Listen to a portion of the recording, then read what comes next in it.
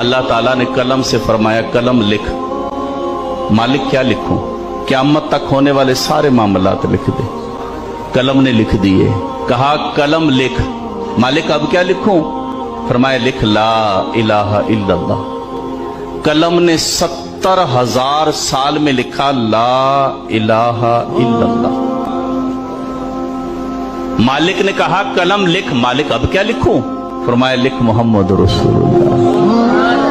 कलम ने जब मोहम्मद की मीम लिखी ना तो कलम पे वज्द आ गया।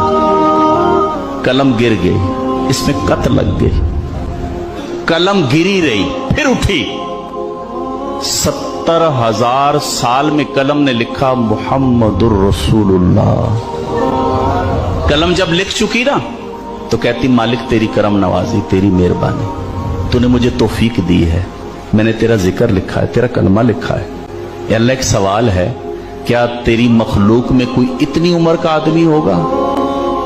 क्योंकि मुझे कलमा लिखने में 1,40,000 साल लगे।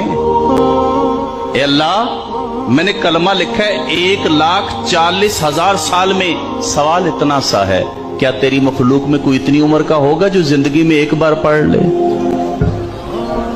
अल्लाह ने फरमाया मेरे ए कलम मेरे आखिरी नबी होंगे, उनका उम्मती एक एक दिन में 70,000 मरतबा पढ़ेगा। ये